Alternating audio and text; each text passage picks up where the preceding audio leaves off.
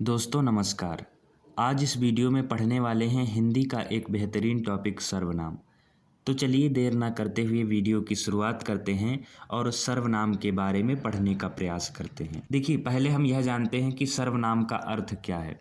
तो देखिए सर्वनाम का अर्थ है कि जो सभी के नाम के स्थान पर प्रयोग किया जाता हो, है ना। जो शब्द या ऐसे शब्द सभी के नाम के स्थान पर प्रयोग किए जाते हों। देखिए यहाँ पर सर्वनाम की परिभाषा लिखी है कि जो शब्द संज्ञा के स्थान पर प्रयोग होते हैं उन्हें सर्वनाम कहते हैं, है ना। या ऐसे शब्दों को हम सर्वनाम कहते हैं जो संज्ञा शब्दों के स्थान पर जिनका हम प्रयोग करते हैं। तो देखिए हमने कहा कि सर्वनाम का अर्थ है जो शब्द के नाम के स्थान पर प्रयोग किए जाते हैं, लेकिन यहाँ परिभाषा लिखी कि जो शब्द संज्ञा के स्थान पर प्रयोग होते हैं उन्हें सर्वनाम कहते हैं। तो देखिए इसके पहले हमने पढ़ा था संज्ञा के बारे में, तो उसमें हमने यह जाना था कि किसी भी नाम को संज्ञा कहते हैं। कहने का मतलब दुनिया में जितनी भी वस्तुएं हैं, दुनिया में जो कुछ भी है जिसका अपना नाम है उसे हम संज्ञा कहते हैं। कहने का मतलब कि दुनिया में जो कुछ भी हमें दिखाई देता है या नहीं दिखाई देता है, जिसका अपना कुछ नाम है उसे हम संज्ञा कहते हैं। किसी भी नाम को संज्ञा कहते हैं। वह नाम चाहे किसी व्यक्ति का हो, चाहे वस्तु का हो, चाहे प्राणी का हो, चाहे स्थान का हो, है ना, चाहे हमारे भावों का नाम भी हो सकता है। तो हमने पढ़ा था कि किसी भी नाम को संज्ञा कहते हैं। तो कहने का मतलब जिसका हम प्रयोग संज्ञा के स्थान पर करते हैं उसे हम सर्वनाम कहते हैं, है ना। कहने का मतलब किसी भी नाम के स्थान पर किसी भी नाम को हटाकर हम सर्वनाम का प्रयोग करते हैं। हमने क्या पढ़ा कि जो किसी भी नाम के स्थान पर प्रयोग किया जाता है उसे हम सर्वनाम कहते हैं, या फिर हम यह कह सकते हैं कि जो शब्द संज्ञा के स्थान पर प्रयोग किए जाते हैं उन्हें हम सर्वनाम कहते हैं। अब देखिए सर्वनाम शब्दों का प्रयोग हम क्यों करते हैं, तो इसको भी हम जानते हैं कि सर्वनाम शब्दों का प्रयोग क्यों किया जाता है। देखिए सर्वनाम शब्दों का प्रयोग संज्ञा शब्दों की पुनरावृत्ति को हटाने के लिए किया जाता है ना। संज्ञा शब्दों की पुनरावृत्ति को हटाने के लिए सर्वनाम शब्दों का प्रयोग किया जाता है। तो कहने का मतलब संज्ञा शब्दों की पुनरावृत्ति क्या होती है, इसको हम एक कहानी के माध्यम से जानने का प्रयास करते हैं। आइए देखते हैं कि संज्ञा शब्दों की पुनरावृत्ति क्या होती है और संज्ञा शब्दों की पुनरावृत्ति को हटाने के लिए हम सर्वनाम का प्रयोग कैसे करते हैं। तो इसको हम एक कहानी के माध्यम से समझने का प्रयास करेंगे। देखिए इसमें कहानी है कि एक जंगल में एक शेर रहता था। शेर बहुत मोटा तगड़ा था, किंतु जब भी शेर शिकार करने निकलता तो शेर को कोई शिकार नहीं मिलता था। शेर हर बार निराश लौटता था। ये कहानी क्या है कि एक जंगल में एक शेर रहता था। शेर बहुत मोटा तगड़ा था, किंतु जब भी शेर शिकार करने निकलता तो उसे कोई शिकार नहीं मिलता था। शेर हर बार निराश लौटता था। तो ये एक कहानी है। इस कहानी के माध्यम से हम समझने का प्रयास करेंगे। देखिए यहाँ पर लिखा है कि एक जंगल में एक शेर रहता था। तो शेर शब्द का प्रयोग एक बार हो गया। फिर आगे लिखा है शेर बहुत मोटा तगड़ा था, है ना। ये दूसरी जगह शेर शब्द का प्रयोग हो गया। फिर आगे लिखा किंतु जब भी शेर शिकार करने निकलता तो शेर को कोई शिकार नहीं मिलता था। शेर हर बार निराश होकर लौटता था, है ना। तो इसमें शेर कितनी बार प्रयोग हुआ है, 5 बार शेर शब्द का प्रयोग हुआ है।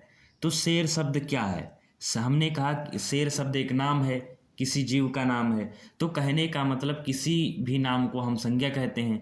तो कहने का मतलब संज्ञा शब्दों की पुनरावृत्ति, माने संज्ञा शब्द बार बार ना आए, इसके लिए हम सर्वनाम का प्रयोग करते हैं। शेर क्या है, शेर एक संज्ञा शब्द है। तो शेर शब्द की पुनरावृत्ति ना हो, इसके लिए हम सर्वनाम का प्रयोग करके देखते हैं। देखिए हमने कहा कि संज्ञा शब्दों की पुनरावृत्ति को हटाने के लिए सर्वनाम का प्रयोग करते हैं। तो देखिए यहाँ पर लिखा कि एक जंगल में एक शेर रहता था, है ना। ये तो एक बार संज्ञा शब्द आना तो स्वाभाविक है। फिर आगे लिखा है शेर बहुत मोटा तगड़ा था। तो यहाँ पर हम शेर ना कहकर यहाँ पर हम कहेंगे कि वह बहुत मोटा तगड़ा था, है ना। एक जंगल में एक शेर रहता था, वह बहुत मोटा तगड़ा था। फिर किंतु जब भी, फिर शेर शब्द है तो इसको हम फिर से हटाएंगे। यहाँ पर हम करेंगे किंतु जब भी वह, है ना, किंतु जब भी वह शिकार करने निकलता तो शेर को कोई शिकार नहीं मिलता। तो यहाँ पर हम शेर नहीं लिखेंगे, यहाँ पर हम कर देते हैं उसको, है ना।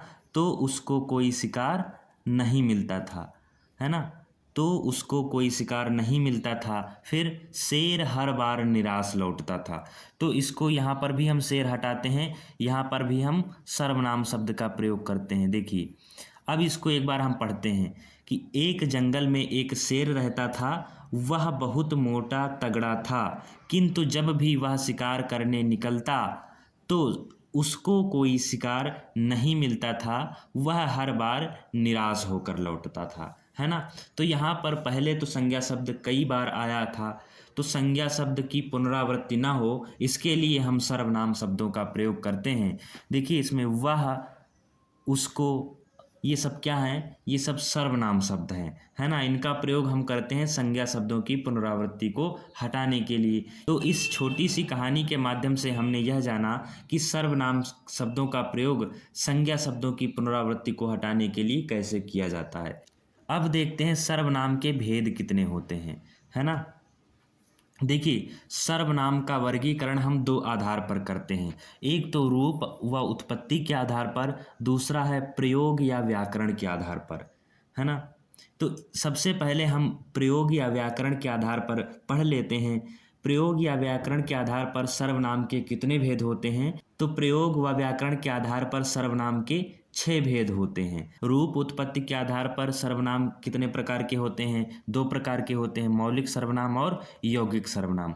तो पहले हम प्रयोग व व्याकरण के आधार पर सर्वनाम का जो वर्गीकरण है उसके बारे में पढ़ लेते हैं, इसके बाद रूप व उत्पत्ति के आधार पर हम पढ़ेंगे। तो चलिए आगे देखते हैं। देखिए अब सर्वनाम के प्रकार के बारे में पढ़ लेते हैं। देखिए सबसे पहले है पुरुषवाचक सर्वनाम। देखिए पुरुषवाचक सर्वनाम किसे कहते हैं। पुरुषवाचक सर्वनाम की परिभाषा कहती है कि जिस सर्वनाम का प्रयोग स्त्री एवं पुरुष दोनों के लिए किया जाता है उसे पुरुषवाचक सर्वनाम कहते हैं, है ना। जिस सर्वनाम का प्रयोग स्त्री एवं पुरुष दोनों के लिए किया जाता है उसे पुरुषवाचक सर्वनाम कहते हैं।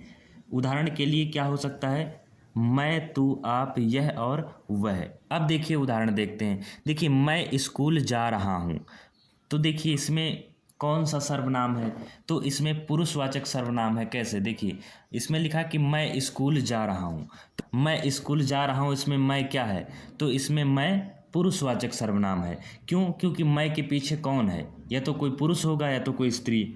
मैं के पीछे किसके होने का बोध हो रहा है, किसी पुरुष या स्त्री के। तो कहने का मतलब यहाँ कौन सा सर्वनाम है, पुरुषवाचक सर्वनाम।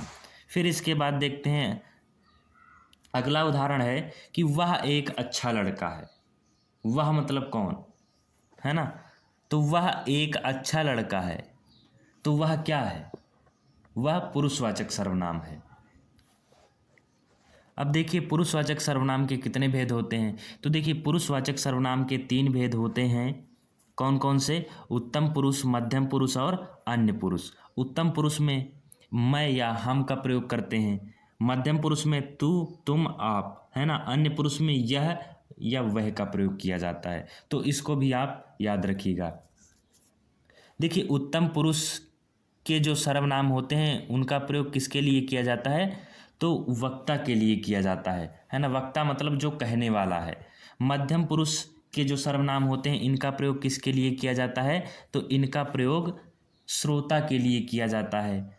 अन्य पुरुष जो होते हैं, अन्य पुरुषवाचक जो सर्वनाम होते हैं उसका प्रयोग किसके बारे में किया जाता है, जिसके बारे में बात हो रही हो, है ना। जिसके बारे में बात हो रही हो उसके बारे में अन्य पुरुषवाचक जो सर्वनाम होते हैं इनका प्रयोग किया जाता है, जैसे यह, वह, है ना, इसका, उसका, ऐसे करके।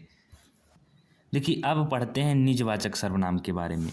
देखिए जिस सर्वनाम का प्रयोग कर्ता कारक स्वयं के लिए करता है उसे हम निजवाचक सर्वनाम कहते हैं। हमने क्या पढ़ा कि जिस सर्वनाम का प्रयोग कर्ता कारक स्वयं के लिए करता है उसे निजवाचक सर्वनाम कहते हैं। उदाहरण के लिए जैसे आप, स्वयं, खुद या स्वतः, ये सब क्या हैं, तो ये निजवाचक सर्वनाम के उदाहरण हैं। अब इसका हम वाक्य प्रयोग करके देख लेते हैं। देखिए यहाँ पर वाक्य लिखा है कि मैं अपने आप चला जाऊँगा, तो मैं अपने आप चला जाऊंगा, इसमें निजवाचक सर्वनाम कहाँ है? तो देखिए यहाँ पर लिखा मैं अपने आप चला जाऊंगा। यहाँ पर आप सर्वनाम का प्रयोग कर्ता कारक ने स्वयं अपने लिए किया है, इसलिए ये आप क्या है? निजवाचक सर्वनाम है ना। ये आप क्या है? निजवाचक सर्वनाम। क्यों? क्योंकि इसका प्रयोग कर्ता कारक स्वयं अपने लिए किया है। देखिए अगला उदाहरण है मैं स्वयं लिख लूँगा। मैं स्वयं लिख लूँगा, इस वाक्य में कर्ता कारक ने स्वयं शब्द का प्रयोग या स्वयं सर्वनाम का प्रयोग किसके लिए किया है? अपने लिए किया है, स्वतः मतलब खुद के लिए किया है। तो यहाँ पर इसमें निजवाचक सर्वनाम क्या है? स्वयं। ये स्वयं क्या है? तो निजवाचक सर्वनाम। तो यहाँ पर आप और स्वयं ये कैसे सर्वनाम हैं? निजवाचक सर्वनाम है। क्यों? क्योंकि इन शब्दों का प्रयोग कर्ता कारक ने स्वयं अपने लिए किया है। अब देखते हैं निश्चयवाचक सर्वनाम किसे कहते हैं। देखिए जिस सर्वनाम से किसी वस्तु, व्यक्ति या पदार्थ के विषय में ठीक ठीक और निश्चित ज्ञान हो उसे निश्चयवाचक सर्वनाम कहते हैं, है ना। जिस सर्वनाम से किसी वस्तु, व्यक्ति या पदार्थ के विषय में ठीक ठीक और निश्चित ज्ञान हो। निश्चित ज्ञान माने किसी विषय के बारे में, किसी व्यक्ति के बारे में, किसी विषय वस्तु व्यक्ति के बारे में निश्चित ज्ञान होता है। कहने का मतलब निश्चितता का बोध कराता है ना। जैसे यह और वह, ये कैसे सर्वनाम है? निश्चयवाचक सर्वनाम है। देखिए इसका भी हम वाक्य प्रयोग करके देखते हैं। देखिए यहाँ लिखा है कि यह मेरी बोतल है ना। तो यह मेरी बोतल है, कहने का मतलब ये जो बोतल है यह मेरी है। यह शब्द का प्रयोग होने से यह निश्चित हो जाता है कि यह मेरी बोतल है ना। तो यहाँ पर यह क्या है? यह निश्चितता का बोध करा रहा है, तो यह क्या है? निश्चयवाचक सर्वनाम। फिर देखिए वह मेरी कलम है, तो वह मेरी कलम है, वह शब्द जो है वह निश्चितता का बोध करा रहा है कि वह कलम जो है वह मेरी है। तो कहने का मतलब यह और वह कैसे सर्वनाम है? निश्चयवाचक सर्वनाम। क्यों? क्योंकि इनके द्वारा निश्चितता का बोध हो रहा है ना। तो यहाँ पर यह और वह कैसे सर्वनाम है? निश्चयवाचक सर्वनाम। अब देखते हैं अनिश्चयवाचक सर्वनाम किसे कहते हैं। देखिए जिस सर्वनाम से किसी वस्तु, व्यक्ति या पदार्थ के विषय में ठीक ठीक और निश्चित ज्ञान नहीं होता है। ठीक निश्चयवाचक सर्वनाम के अपोजिट है ना, उसके विपरीत है कौन? अनिश्चयवाचक सर्वनाम। निश्चयवाचक सर्वनाम में क्या था? किसी विषय, वस्तु, व्यक्ति के बारे में ठीक ठीक और निश्चित ज्ञान होता था, है ना।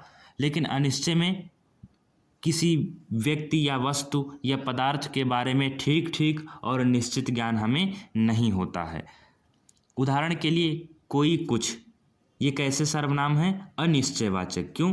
क्योंकि इनसे निश्चितता का बोध नहीं होता है, अनिश्चित है ना। इसका भी हम वाक्य प्रयोग करके देखते हैं। देखिए यहाँ लिखा है तुम्हारे लिए कुछ आया है, तुम्हारे लिए कुछ आया है। तो यहाँ पर देखिए, यहाँ पर कुछ शब्द जो है यह कैसा सर्वनाम है? कुछ मतलब निश्चित नहीं है कि क्या आया है। तो यहाँ पर कुछ जो शब्द है वह अनिश्चितता का बोध करा रहा है। तो कुछ क्या है? अनिश्चयवाचक सर्वनाम। फिर लिखा है कि रात में कोई आया है। अब कोई मतलब कौन आया तो पता नहीं, निश्चित तो है नहीं कि कौन आया है। यहाँ पर कोई और कुछ कैसे सर्वनाम है? अनिश्चयवाचक सर्वनाम। इसको भी आप याद रखिएगा। अब देखते हैं प्रश्नवाचक सर्वनाम किसे कहते हैं। देखिए जिस सर्वनाम का प्रयोग प्रश्न करने के लिए किया जाता है उसे प्रश्नवाचक सर्वनाम कहते हैं। सिंपल और साधारण सी परिभाषा है कि जिस सर्वनाम का प्रयोग प्रश्न करने के लिए किया जाता है उसे प्रश्नवाचक सर्वनाम कहते हैं। जैसे कौन और क्या, किसके उदाहरण हैं? प्रश्नवाचक सर्वनाम के, है ना। कौन और क्या। देखिए इसका भी हम वाक्य प्रयोग करके देख लेते हैं। देखिए दरवाजे पर कौन आया है, तो इसमें कौन सा प्रश्नवाचक सर्वनाम है? कौन सा शब्द प्रश्नवाचक सर्वनाम है? देखिए दरवाजे पर कौन आया है, तो यहाँ पर कौन शब्द है यह प्रश्नवाचक सर्वनाम है। क्यों? क्योंकि यहाँ पर पूछा जा रहा है कि दरवाजे पर कौन आया है ना। प्रश्नवाचक सर्वनाम कौन, है ना। फिर अगला उदाहरण है कि पानी में क्या डाला है, पानी में क्या डाला है, तो क्या क्या है? यह प्रश्नवाचक सर्वनाम है। तो यहाँ पर क्या और कौन ये दो कैसे सर्वनाम हैं? तो प्रश्नवाचक सर्वनाम है, इसको हमें याद रखना है। अब देख लेते हैं संबंधवाचक सर्वनाम किसे कहते हैं। देखिए, जिस सर्वनाम का प्रयोग किसी शब्द या वाक्य का किसी अन्य शब्द या वाक्य से संबंध बताने के लिए किया जाता है उसे संबंधवाचक सर्वनाम कहते हैं। उदाहरण के लिए जो, सो या वो, है ना। इसका भी हम वाक्य प्रयोग करके देख लेते हैं। देखिए, जो सोएगा वो खोएगा। देखिए, दो बातें हमें याद रखनी है कि किसी शब्द या वाक्य का किसी अन्य शब्द या वाक्य से संबंध बताने का काम करता है कौन सा सर्वनाम? संबंधवाचक सर्वनाम। इसको हमें याद रखना है। देखिए, उदाहरण के लिए वाक्य प्रयोग करके हम देखते हैं। जो सोएगा वो खोएगा, जैसा करोगे वैसा भरोगे। तो कहने का मतलब इसमें संबंधवाचक सर्वनाम कौन से हैं? देखिए, जो सोएगा वो खोएगा। तो देखिए, यहाँ पर एक शब्द का संबंध दूसरे शब्द से कौन सा शब्द संबंध बता रहा है? तो जो सोएगा वो खोएगा। तो ये कैसे सर्वनाम है? संबंधवाचक सर्वनाम है। फिर नीचे लिखा है कि जैसा करोगे वैसा भरोगे। तो ये दो कैसे सर्वनाम हैं? संबंधवाचक सर्वनाम है कि करोगे जैसा भरोगे वैसा, है ना। जैसा करोगे वैसा भरोगे। यहाँ पर भी करोगे टाइप हो गया, ये गलत है, यहाँ पर होगा भरोगे, है ना। जैसा करोगे वैसा भरोगे या जैसा करोगे वैसा पाओगे, है ना। तो यहाँ पर एक शब्द का संबंध दूसरे शब्द से कौन से शब्द दिखा रहे हैं? जैसा और वैसा, जो और वो। तो इसको हमें याद रखना है। तो देखिए, यहाँ पर हमने प्रयोग व्याकरण के आधार पर सर्वनाम कितने होते हैं इसके बारे में पढ़ने का प्रयास किया। प्रयोग या व्याकरण के आधार पर सर्वनाम 6 प्रकार के होते हैं, तो इसके बारे में हमने पढ़ने का प्रयास किया। अब देख लेते हैं रूप व उत्पत्ति के आधार पर सर्वनाम के बारे में। देखिए, रूप व उत्पत्ति के आधार पर सर्वनाम को 2 भागों में बांटा गया है, मौलिक सर्वनाम और यौगिक सर्वनाम। तो मौलिक सर्वनाम किसे कहते हैं और यौगिक सर्वनाम किसे कहते हैं, इसके बारे में भी पढ़ लेते हैं। देखिए, मौलिक सर्वनाम किसे कहते हैं? सर्वनाम का जिस रूप में जन्म या उत्पत्ति हुई है उसे मौलिक सर्वनाम कहते हैं, है ना। सर्वनाम का जिस रूप में उनका जन्म हुआ है और उसी रूप में हम प्रयोग कर रहे हैं तो ऐसे सर्वनामों को मौलिक सर्वनाम कहा जाता है। इनकी संख्या कितनी होती है? तो इनकी संख्या 11 होती है ना। मौलिक सर्वनाम कौन कौन से होते हैं? यह, वह, मैं, तू, आप, जो, सो, को, क्या, कोई और कुछ, है ना। तो ये मौलिक सर्वनाम होते हैं। कहने का मतलब सर्वनाम का जिस रूप में जन्म या उत्पत्ति हुई है उनका उसी रूप में प्रयोग होता है ना। तो ऐसे सर्वनाम मौलिक सर्वनाम कहलाते हैं, उनमें कोई परिवर्तन नहीं हुआ है। तो ये मौलिक सर्वनाम होते हैं, है ना। अब इसके बाद देखते हैं यौगिक सर्वनाम। यौगिक शब्द योग से बना है। कहने का मतलब ऐसे सर्वनाम जो मूल सर्वनाम लिंग, वचन, कारक आदि के अनुसार बदलता है तो यौगिक सर्वनाम बनता है। यौगिक सर्वनाम क्या होते हैं कि जब मूल सर्वनाम लिंग, वचन, कारक आदि के अनुसार बदलता है तो यौगिक सर्वनाम होता है। देखिए, यह क्या है? यह मौलिक सर्वनाम है। यह से कौन से यौगिक सर्वनाम बन सकते हैं? तो इतना, इतने, इतनी, ऐसा, ऐसी, ऐसे। तो देखिए, यह, वह, जो, कौन, है ना, ये सब कैसे सर्वनाम हैं? ये सब मौलिक सर्वनाम है। अब इनसे ही यौगिक सर्वनाम बनते हैं, इसको आप याद रखना, है ना। मौलिक सर्वनाम में ही प्रत्यय या अन्य शब्द जोड़कर लिंग, वचन, कारक आदि के अनुसार जो बदल जाएं तो वो यौगिक सर्वनाम के अंतर्गत आते हैं। तो दोस्तों, मैं उम्मीद करता हूँ कि इस वीडियो को देखकर आपने कुछ तो सीखा होगा सर्वनाम के बारे में। तो फिर मिलेंगे अगली वीडियो में हिंदी व्याकरण के किसी अन्य टॉपिक के साथ। धन्यवाद।